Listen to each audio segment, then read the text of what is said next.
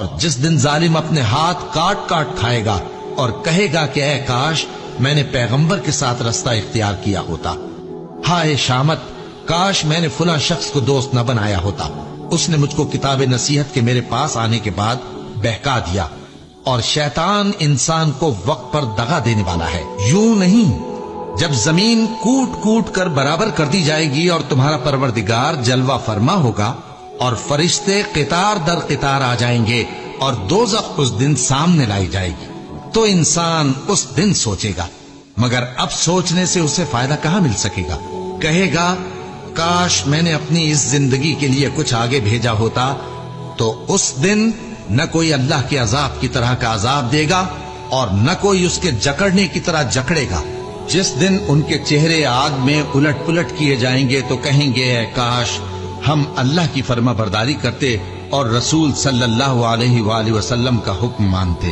اور جس کا نامہ اعمال اس کے بائیں ہاتھ میں دیا جائے گا تو وہ کہے گا اے کاش مجھ کو میرا اعمال نامہ نہ دیا جاتا اور مجھے معلوم نہ ہوتا کہ میرا حساب کیا ہے۔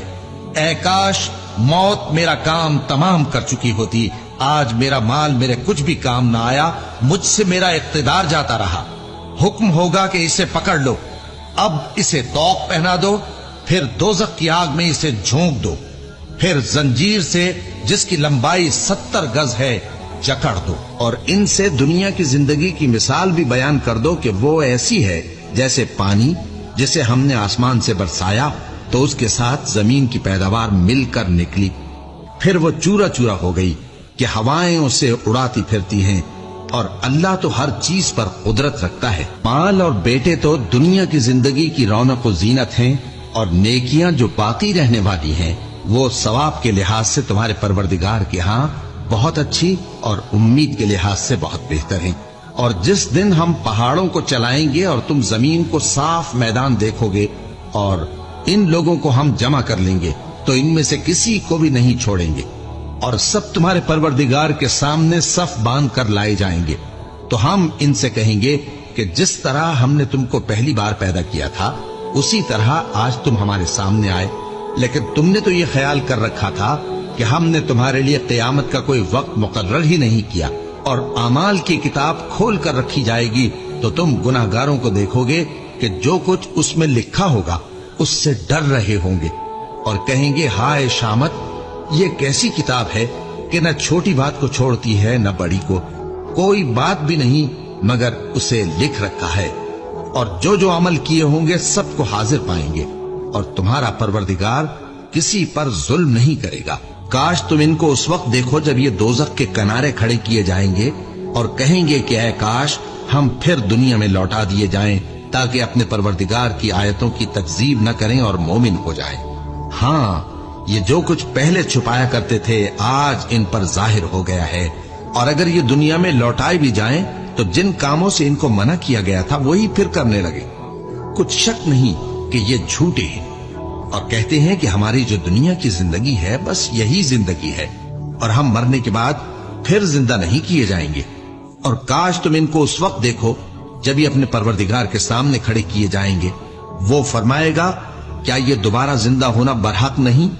تو کہیں گے کیوں نہیں، ہمارے پروردگار کی قسم بالکل برحق ہے۔ اللہ فرمائے گا اب کفر کے بدلے جو دنیا میں کرتے تھے عذاب کے مزے چکھو۔ جن لوگوں نے اللہ کے روبرو حاضر ہونے کو جھوٹ سمجھا وہ گھاٹے میں آ گئے، یہاں تک کہ جب ان پر قیامت ناگہاں آ موجود ہوگی تو بول اٹھیں گے کہ ہائے اس کوتاہی پر افسوس ہے جو ہم نے قیامت کے بارے میں کی، اور وہ اپنے اعمال کے بوجھ اپنی پیٹھوں پر اٹھائے ہوئے ہوں گے۔ دیکھو جو بوجھ یہ اٹھا رہے ہیں بہت برا ہے، اور دنیا کی زندگی تو ایک کھیل اور مشغلہ ہے، اور بہت اچھا گھر تو آخرت کا گھر ہے، یعنی ان کے لیے جو اللہ سے ڈرتے ہیں۔ کیا تم سمجھتے نہیں؟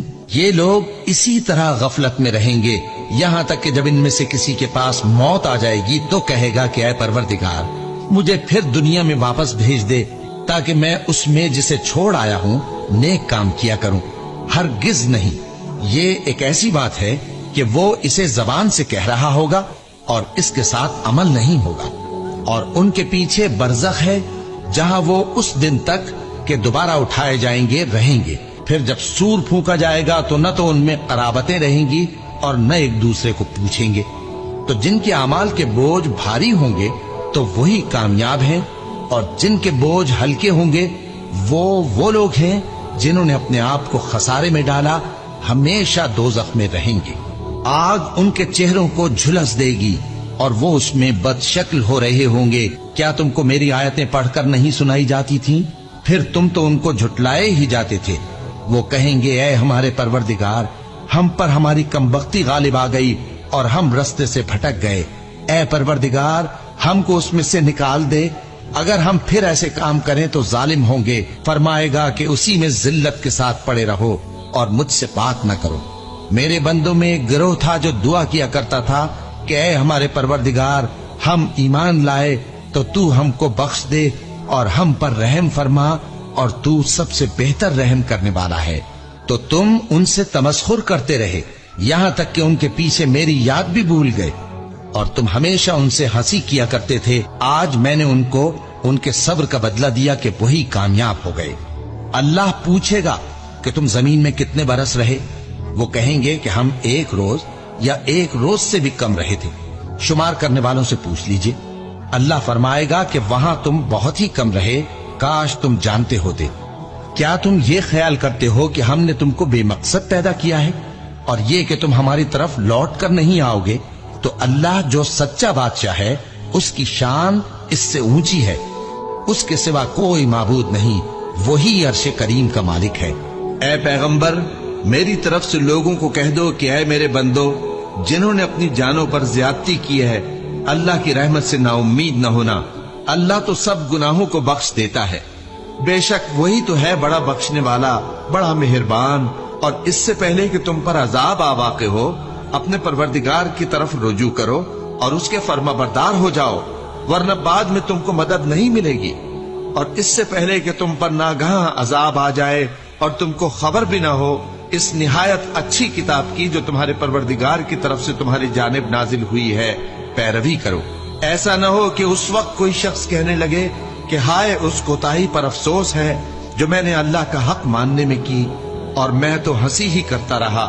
یا یہ کہنے لگے کہ اگر اللہ مجھ کو ہدایت دیتا تو میں بھی پرہیزگاروں میں ہوتا۔ یا جب عذاب دیکھ لے تو کہنے لگے کہ اگر مجھے پھر ایک دفعہ دنیا میں جانا ہو تو میں نیکوکاروں میں ہو جاؤں۔ ارشاد ہوگا کیوں نہیں، میری آیتیں تیرے پاس پہنچ گئی تھی مگر تو نے ان کو جھٹلایا اور شیخی میں آ گیا اور تو کافر بن گیا۔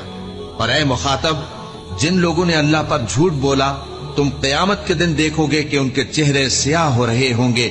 کیا تکبر کرنے والوں کا ٹھکانہ دوزخ میں نہیں ہے؟